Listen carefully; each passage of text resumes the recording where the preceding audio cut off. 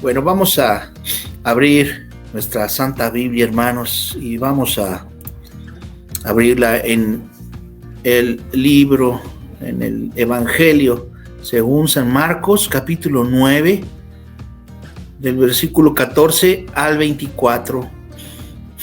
Y en esta mañana, el título que he puesto a esta reflexión, a esta prédica, es: al que cree, todo le es posible. Y entre paréntesis yo le puse: más intimidad con Dios.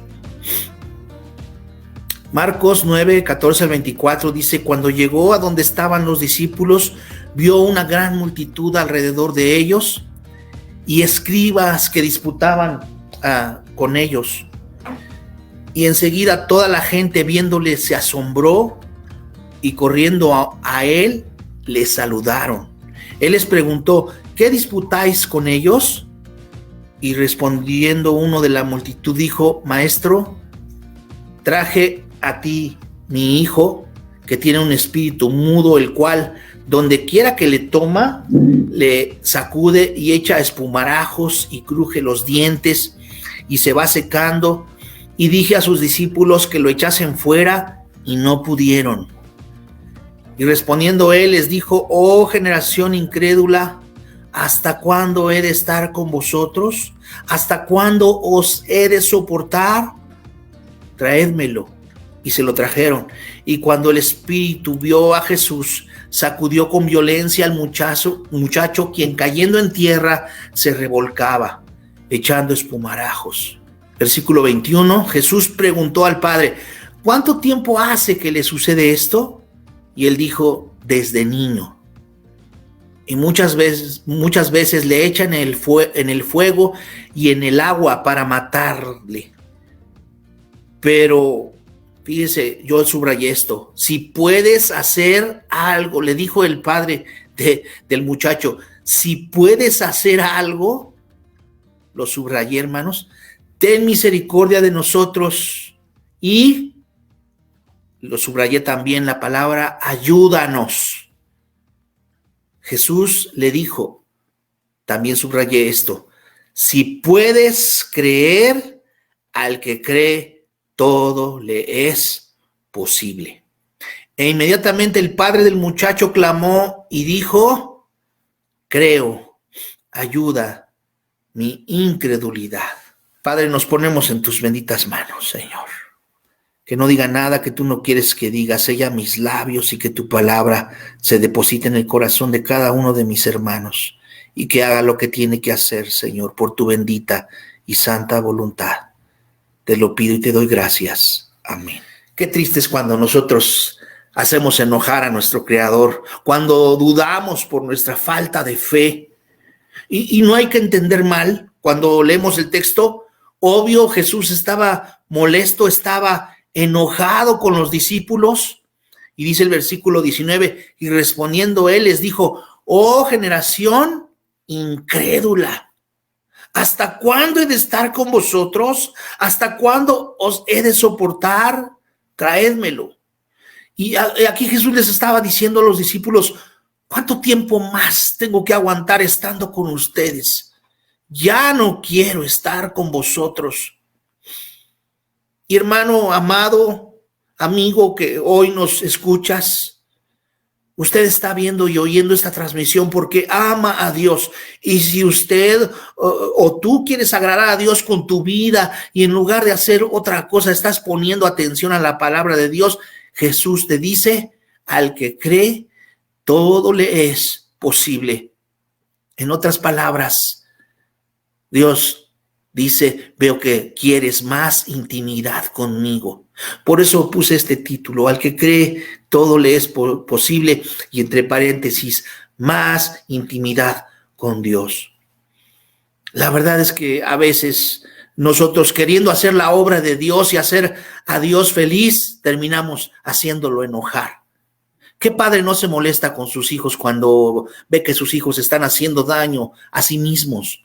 Cuando un padre ve a su hijo o hija ir por un mal camino y hacer algo malo que no debe hacer, y sabe que ese camino va a afectar su vida o va a destruir su futuro o felicidad, el padre se enoja con su hijo, se molesta. Y aquí vemos que Jesús está molesto y enojado con sus discípulos. El mayor de los pecados, hermanos, y lo que aborrece Dios es nuestra incredulidad. Que dudemos de su poder, que dudemos de lo que Él puede hacer, porque Él es Dios. Los discípulos, después que Jesús echó fuera al demonio, vinieron con Jesús. Y en el versículo 28, mire lo que dice: cuando Él entró en casa, sus discípulos le preguntaron aparte, como que le dijeron: Señor, queremos hacerte una pregunta. Después de todo lo que pasó, y seguramente lo rodearon, viéndose alrededor quién estaba, así como que no se dieran cuenta los demás de las preguntas que le hacían al maestro. Y le preguntaron aparte: ¿por qué nosotros no pudimos echarle fuera? Y les dijo: este género con nada puede salir sino con oración y ayuno. Entonces la pregunta es: ¿por qué no pudieron echarle fuera? Por su falta de fe. Su compromiso con Dios iba más allá de hacer milagros. Necesitaban tener más intimidad con Dios. Y el ayuno y la oración es tener más intimidad con Dios. En Hebreos 11 nos dice que la fe es una condición, porque sin fe, dice, es imposible agradar a Dios. Dios le dijo a Abraham: yo soy el que soy. No necesitaba más escuchar a Abraham. Con esa orden que Dios le dio, le dijo: ve y diles, yo soy el que soy. Solamente tenía que creer y obedecer. Y muchas veces ese es nuestro problema. Creemos en el Señor, pero no le obedecemos. La muestra de su fe en Dios es el amor por la palabra de Dios. La falta de fe va a limitar nuestro servicio a Dios, lo que podemos hacer para Dios.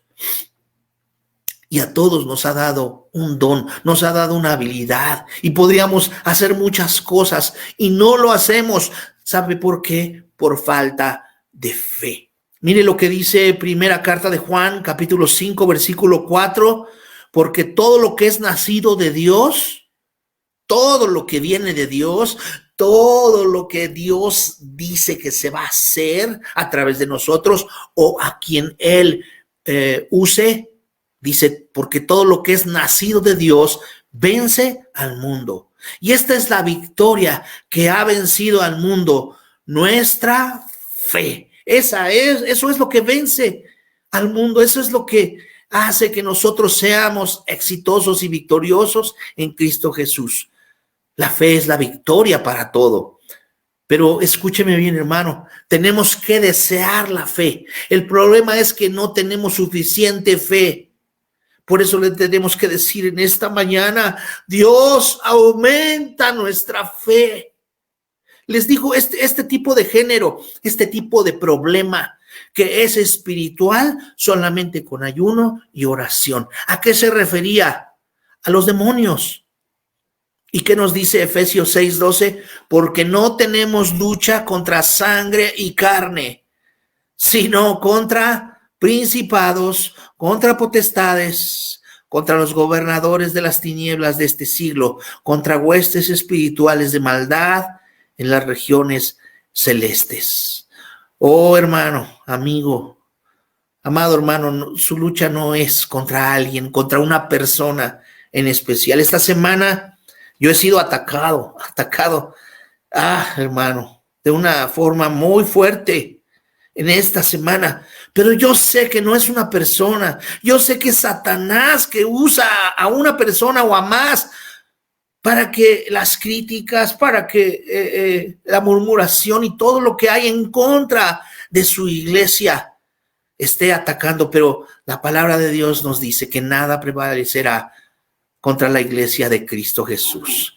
La obra es del Señor. Usted recibe ataques espirituales de todas formas, quizá en su familia, con su propia familia, que no quieren saber de Dios, que no quieren nada que tenga que ver con la palabra de Dios. Estos son ataques, pero no tenemos lucha contra sangre y carne, sino contra principados, potestades, gobernadores de las tinieblas de este siglo. ¿Y dónde están? En las regiones celestes, en cualquier parte. Satanás está buscando como león rugiente a quien devorar. Por eso nosotros tenemos que estar con los ojos abiertos, alertas, esa es la palabra, estar alertas, porque Satanás siempre nos va a querer atacar. Pero Dios nos ha dado la victoria, hermano. No somos perfectos, somos seres humanos que tenemos fallas. Pero el Señor, mire lo que le voy a decir, es lo más importante. El Señor conoce nuestro corazón. Aleluya, gloria a Dios. Eso es lo más importante y por eso usted y yo tenemos que estar al pendiente de nuestra salvación. Tenemos que estar nosotros clamando cada día al Señor y cuidar nuestra salvación con temor y temblor, porque somos imperfectos, somos humanos, nos equivocamos y podemos caer, pero necesitamos tener más intimidad con Dios para que como resultado nuestra fe crezca. Le voy a contar una historia.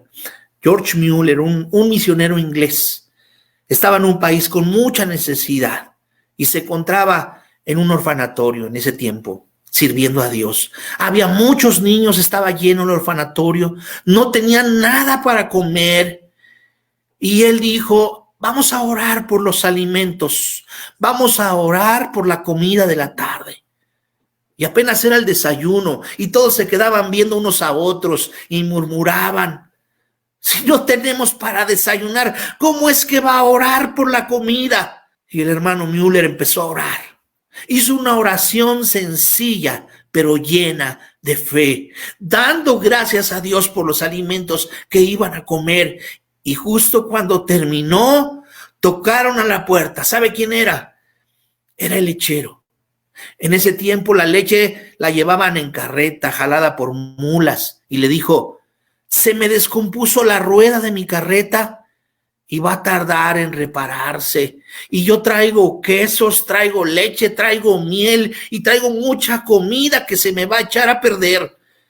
Cuando paré, vi el letrero que este era un orfanato. ¿Me podrán ayudar a comerse la comida? Y el hermano George Mueller le dijo con una sonrisa: trataremos. Aleluya. Así es el Señor.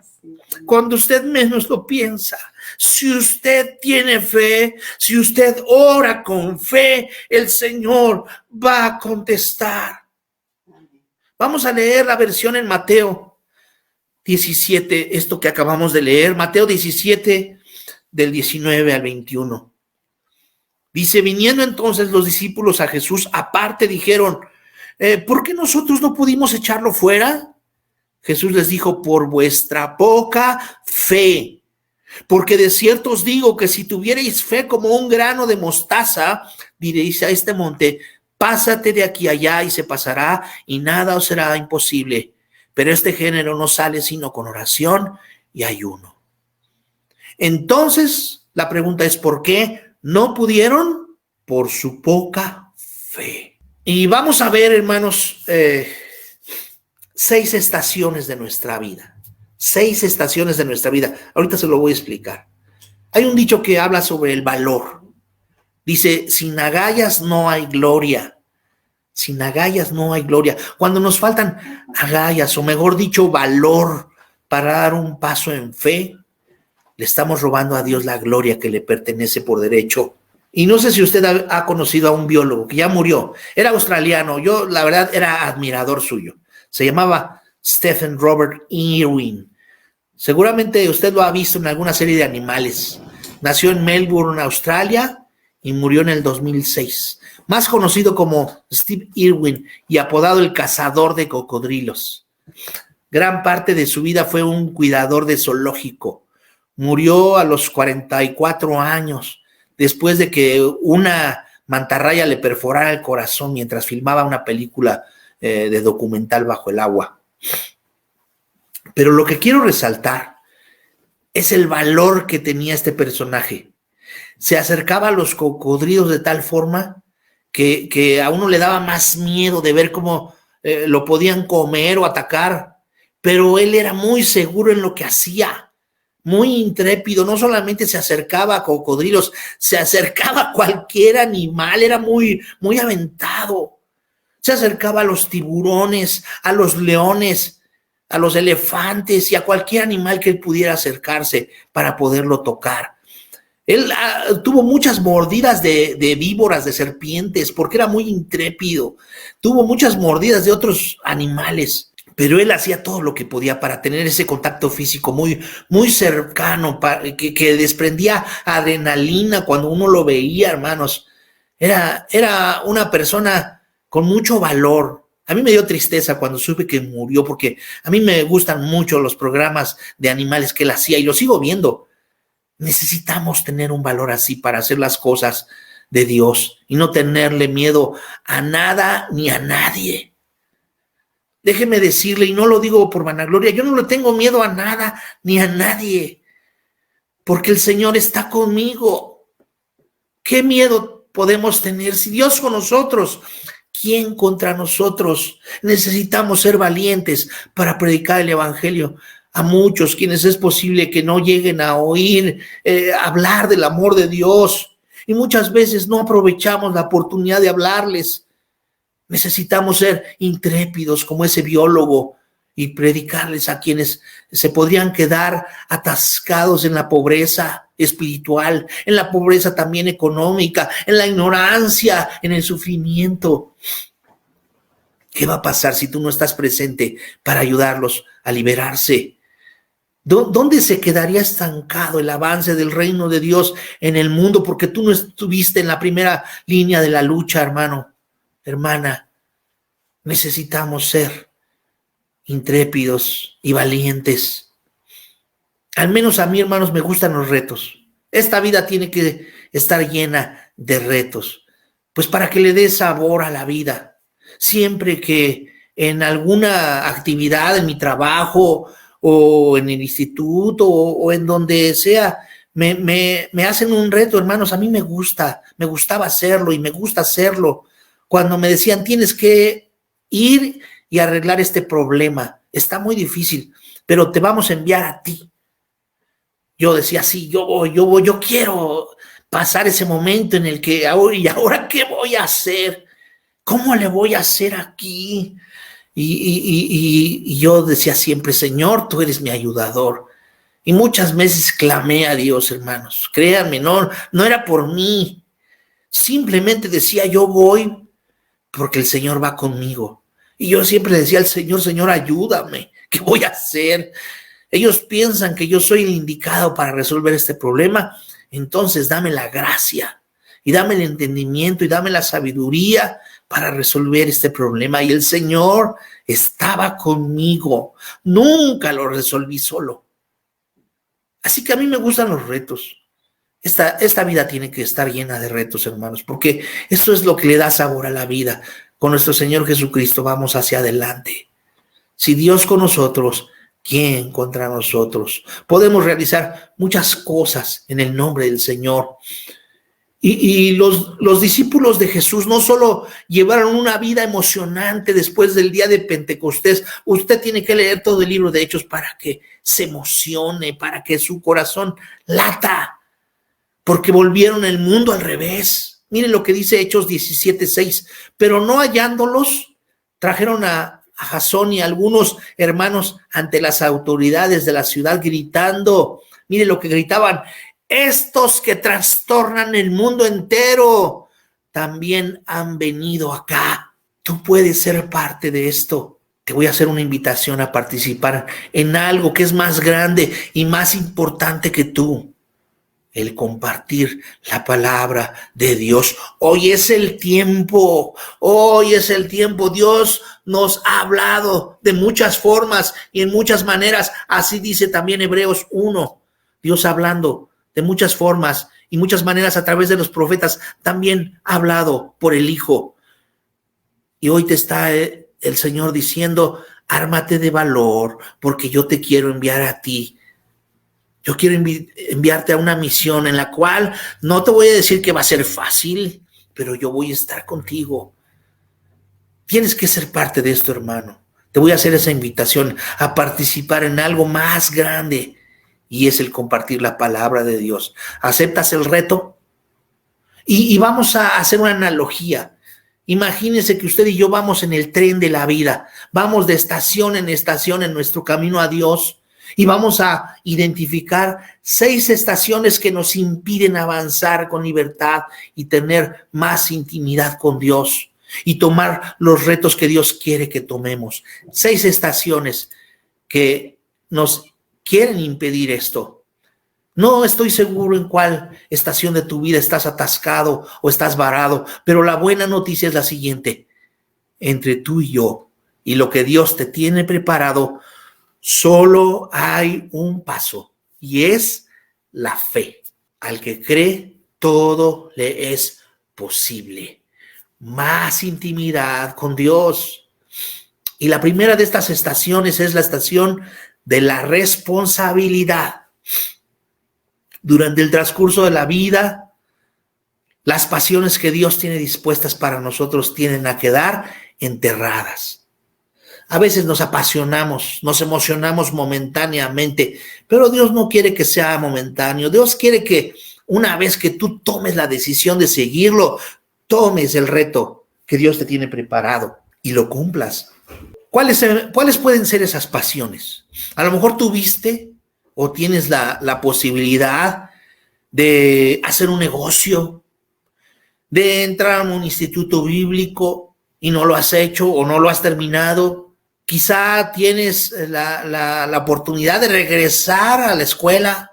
Quizá tienes la oportunidad de tener un hijo y no lo has hecho porque estás con tu pareja feliz y dices, no, ¿para qué traer hijos al mundo? Quizá no has puesto en tu mente comprar una casa, comprar un terreno, algún proyecto de vida para ti, para tu familia, pero también en las cosas de Dios, quizá no te has puesto a pensar, Señor, ¿en qué me quieres utilizar? Aquí estoy, Señor. Algunas responsabilidades menos importantes desplazan a otras más importantes. Todos tenemos responsabilidades y a veces nuestras responsabilidades se convierten en excusas espirituales que pues nos impiden lanzarnos a la aventura que Dios nos tiene preparada, que Dios nos tiene destinada. Y sin siquiera saberlo, hermanos, comenzamos a practicar algo que podemos llamar responsabilidad irresponsable. La verdadera intimidad y el crecimiento de la fe comienzan cuando aceptamos que nuestra mayor responsabilidad consiste en que persigamos las pasiones o la responsabilidad que Dios nos ha puesto en el corazón. ¿Cuál es esa responsabilidad? Vamos a ver un ejemplo. Ezequiel 3, 16 al 21. Ezequiel 3, 16 al 21 dice, al cabo de los 7 días el Señor me dijo lo siguiente, hijo de hombre, a ti te he puesto como centinela del pueblo de Israel. Por tanto, cuando oigas mi palabra, adviértele de mi parte al malvado. Estás condenado a muerte. Si tú no le hablas al malvado ni le haces ver su mala conducta para que siga viviendo, ese malvado morirá por causa de su pecado, pero yo te pediré cuentas de su muerte. En cambio, si tú se lo adviertes y él no se arrepiente de su maldad ni de su mala conducta, morirá por causa de su pecado, pero tú habrás salvado tu vida. Por otra parte, si un justo se desvía de su buena conducta y hace lo malo, y yo lo hago tropezar, y tú no se lo adviertes, él morirá sin que se le tome en cuenta todo el bien que haya hecho. Por no haberle hecho ver su maldad, él morirá por causa de su pecado, pero yo te pediré cuentas de su muerte. Pero si tú le adviertes al justo que no peque, y en efecto él no peca, él seguirá viviendo porque hizo caso de tu advertencia y tú habrás salvado tu vida. Así que esta estación en la que a veces nos atoramos, en la que a veces estamos varados. Nos preguntamos si tenemos responsabilidad. Si todavía no ha entendido, vamos a leerlo en la versión Reina Valera. Dice, y aconteció que al cabo de los 7 días vino a mí palabra de Jehová diciendo, hijo de hombre, yo te he puesto por atalaya a la casa de Israel. Atalaya o centinela. Oirás pues tú la palabra de mi boca y los amonestarás de mi parte.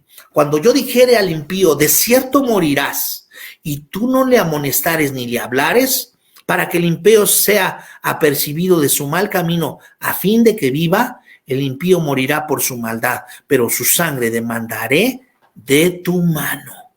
¿Escuchó eso, hermano? Su sangre demandaré de tu mano.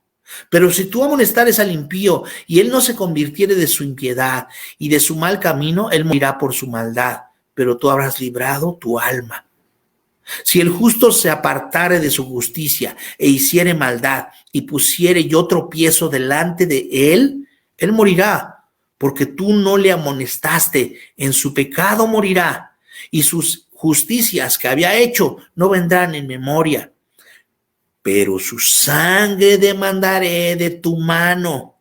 Otra vez, yo lo subrayé aquí. Pero su sangre demandaré de tu mano. Pero si al justo amonestares para que no peque y no pecare, de cierto vivirá, porque fue amonestado y tú habrás librado tu alma. Esa es la responsabilidad que tenemos. La segunda estación es la de la rutina y es casi tan sutil como la primera. En algún punto, hermanos, de nuestro peregrinaje espiritual, la mayoría de nosotros cambiamos la aventura por la rutina. Y una buena rutina no tiene nada de mala. De hecho, la clave del crecimiento espiritual consiste en desarrollar unas rutinas sanas y santas, conocidas como disciplinas espirituales. Pero cuando se vuelve rutina solamente, necesitamos interrumpirla. Si no, esas rutinas sagradas se convierten en ritos vacíos que nos mantienen estancados. Dios nos permitió en este tiempo, escuche bien, Dios nos permitió romper con una rutina que era ir al templo. Y no estoy hablando que tenga algo de malo. No es una rutina mala. Así como hay costumbres buenas, hay costumbres malas. Pero si usted hace una rutina solo por cumplir, pues se vuelve vacía. Si usted nada más iba por ir y ya cumplí, ya fui, ya vine al templo, eso se vuelve entonces una rutina negativa. Usted debe proponerse una rutina de oración y ayuno que desafíe su vida y se vuelva una aventura diaria. Amén. La estación de la responsabilidad, la estación de la rutina. Mire lo que dice primera carta a los Corintios, en la versión Reina Valera. Primera carta a los Corintios 11:2. Os alabo, hermanos, porque en todo os acordáis de mí y retenéis las instrucciones tal como os las entregué. Y en la nueva versión internacional dice, los elogio porque se acuerdan de mí en todo y retienen las enseñanzas tal como se las transmití. Fuera rutinas, que vengan las enseñanzas de Dios para que nosotros tengamos una aventura en el Señor y diario el Señor nos sorprenda. Diario el Señor te puede sorprender. Tú no sabes a quién puede ponerte para que tú ores por él. Tú no sabes a quién puede ponerte enfrente para que tú le hables con fe de quien tú crees, de nuestro Señor Jesucristo. Vamos con la tercera, son 6. Ya voy a terminar, no se me desespere. La tercera estación es la de los supuestos o los pretextos. Las cosas que damos por supuestas o como pretextos impiden que muchos de nosotros nos dediquemos a ir tras ese reto que Dios tiene para nosotros, realizar nuevos proyectos para Dios. Ya lo mencioné, como ir al instituto, ir a una misión a servir, predicando la palabra, ¿por qué no? Y a veces tenemos pretextos, ya estoy muy viejo, no, todavía soy muy joven, o no estoy capacitado, o estoy demasiado capacitado para eso. O es demasiado tarde para que yo ande en eso todavía. O es demasiado temprano para que yo ande sirviendo así. Y la lista sigue. Y cuando envejecemos, la mayoría de nosotros dejamos de creer para comenzar a dar cosas por supuestas, pretextos solamente.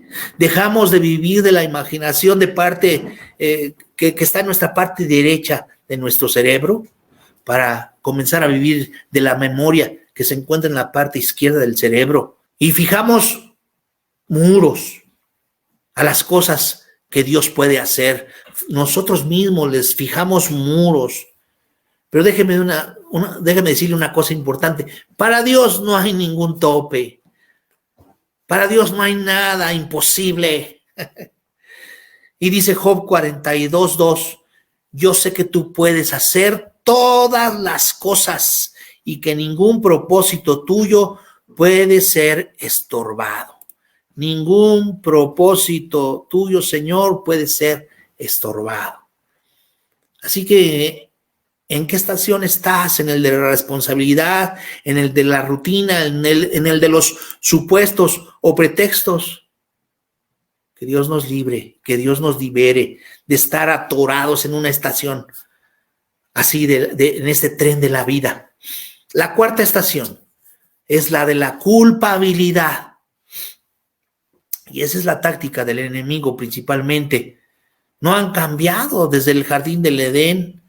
Satanás quiere que nosotros caigamos en su juego, caigamos en su mentira, la creamos. Él trata de neutralizarnos espiritualmente. ¿Cómo? Pues a base de que nos enfoquemos en las cosas mal hechas del pasado. Y Satanás usa la culpabilidad para convertirnos en reaccionarios.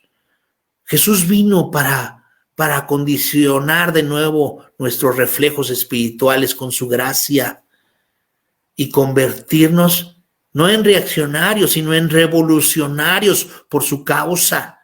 Mientras te mantengas enfocado en las cosas malas que hayas hecho en el pasado, no te van a quedar energías para que sueñes los sueños del reino de Dios. Mire lo que dice segunda carta a los Corintios 5, 17 al 20. De modo que si alguno está en Cristo, nueva criatura es, las cosas viejas pasaron.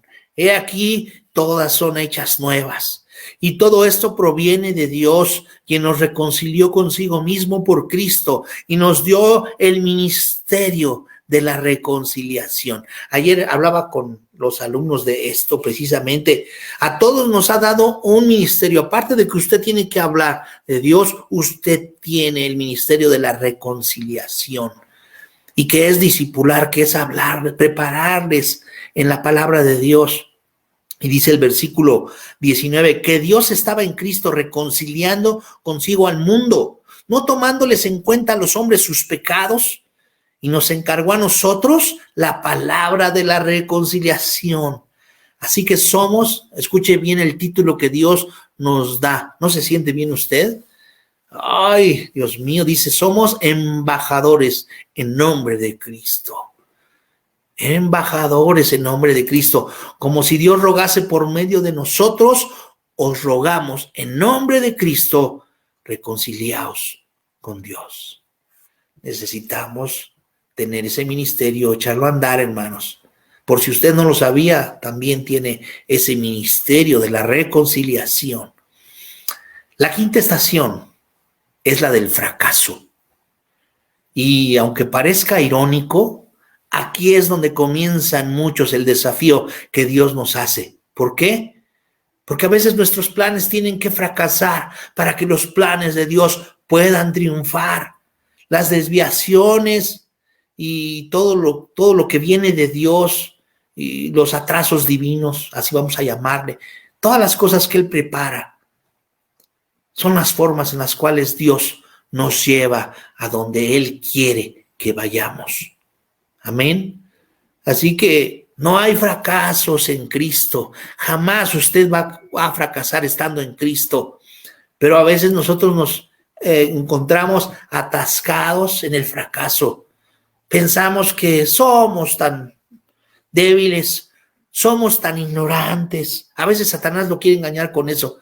No, tú no puedes, tú eres ignorante, tú no sabes nada. ¿Qué vas a decir? ¿Qué vas a hablar? Y mire lo que nos dice el apóstol Santiago 4, 13 al 15. Escúchenme ustedes, los que dicen así: hoy o mañana iremos a la ciudad, allí nos quedaremos todo un año y haremos buenos negocios y ganaremos mucho dinero. ¿Cómo pueden hablar así si ni siquiera saben lo que les va a suceder mañana?